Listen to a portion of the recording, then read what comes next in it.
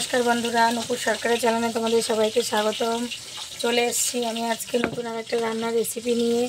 আজকে রান্না করব ফুলকপি আলু দিয়ে বাটা মাছের তরকারি ঝোল। এই যে আমি ফুলকপি আলুগুলোকে ভালো করে কেটে নিয়েছি। এবার আমি মাছটাকে হলুদ নুন মাখিয়ে নিয়েছি।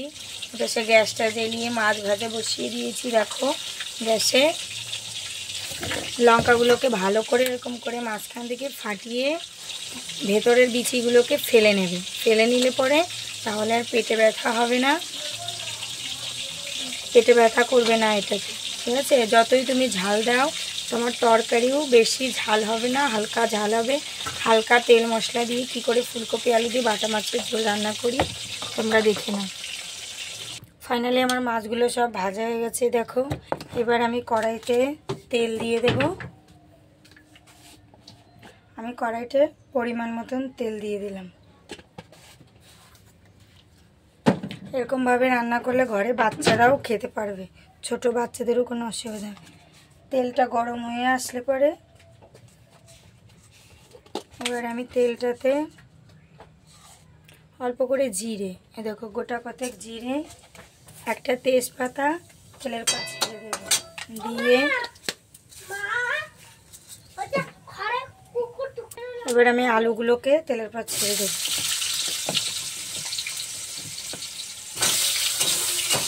আলুগুলোকে ছেড়ে দিয়ে একটু নাড়াচাড়া করে নেব।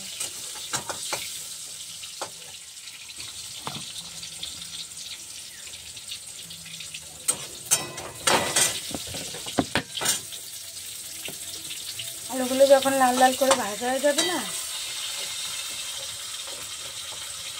কড়া করে একটু আলুগুলোকে আমি নামিয়ে নিয়েছি। এবার নামিয়ে নেবার পরে এবার আমি ফুলকপিগুলোকে তেলে ছেড়ে দেবো। এবার ফুলকপিগুলোকে আমি হালকা লাল করে ভেজে নেব।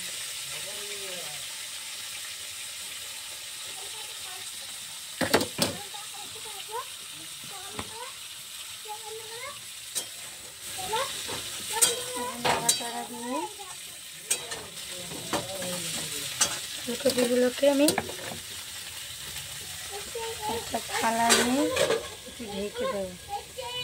এবার ঢেকে দেওয়ার জন্য এটা সিদ্ধও হয়ে যাবে, আবার লাল লাল ভাজাও হয়ে যাবে। এবার আমি ঢাকনাটাকে সরিয়ে দেখবো ফুলকপিটার কী অবস্থা।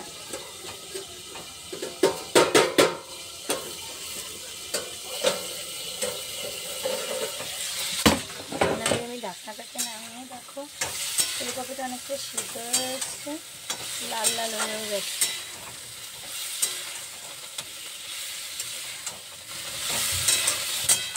ওকে নাড়াচাড়া করে আরও সামান্য একটু এরকম রেখে দেবো। ফাইনালি দেখো আমার ফুলকপিগুলো ভাজা হয়ে গেছে। এবার আমি ওগুলোকে নামিয়ে নিলাম।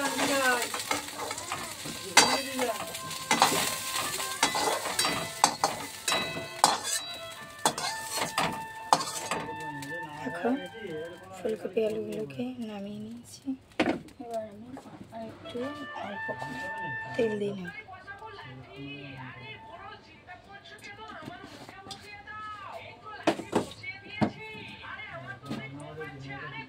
তেল দিয়ে নিয়ে তেলটা গরম হতে লাগুক, তেলে অল্প করে এবার আমি একটু হলুদ দিয়ে নিলাম। হলুদ দিয়ে কাঁচা লঙ্কাগুলোকে দিয়ে দিলাম। কুচিয়ে কাঁচা লঙ্কাটা দেওয়া হয়ে গেলে এবার আমি পরিমাণ মতন লবণ দিয়ে নিলাম। এবার আমি তেলটাতে অল্প একটু জিরে গুঁড়ো দিয়ে নেবো পরিমাণ মতন। দিয়ে আবার ভালো করে তেলটা এরকমভাবে নাড়াচাড়া করলাম। এবার ভেজে রাখা আলুগুলোকে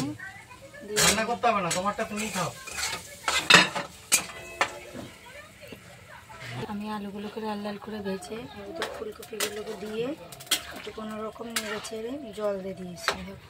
পরিমাণ মতন জল দিয়ে দিয়েছি। এবার এটা ফুটছে, আমি সামান্য একটু নাড়াচাড়া করে এবার একটা ঢাকনা দিয়ে এটাকে ঢেকে দেবো। এবার গ্যাসটা একটু আস্তে দিয়ে দেবো।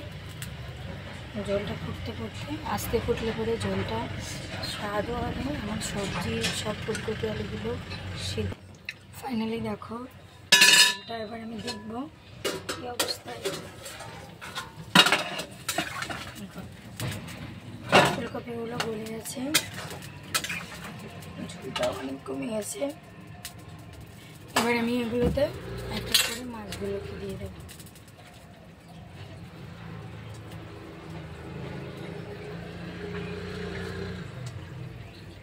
এবার সব মাছগুলোকে আমার দেওয়া হয়ে গেল। এবার আমি খুন্তি দিয়ে নাড়া দিয়ে মাছগুলোকে একটু ঝোলের ভিতরে নামিয়ে দেবো। দু একটা কপি উপরে দিয়ে দেবো।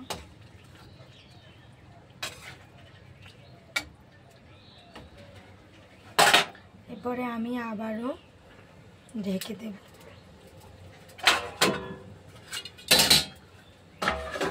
দেখো আমি আবারও ঢেকে দিয়েছি। এবার একটু গ্যাসটাকে একটু কমিয়ে দিই। এবার নেভা নেভা আজে হোক। এবার আমি ঢাকনাটা খুলে দেখব। ফাইনালি দেখো মাছের ঝোলটা হয়ে গেছে। দেখো এত সুন্দর হয়েছে। এবার দুটো আলু, ঝোলের আলুটা একটুখানি একটা আলু ঢেলে দেবো।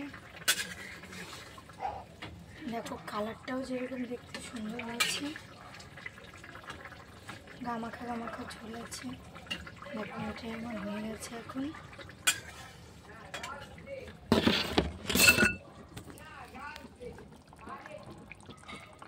রান্নার পর দেখো ফাইনালি এরকম হয়েছে। তোমরা সবাই বাড়িতেও এরকমভাবে ট্রাই করতে পারো রান্না করা, খেয়ে দেখবে ভালো লাগবে।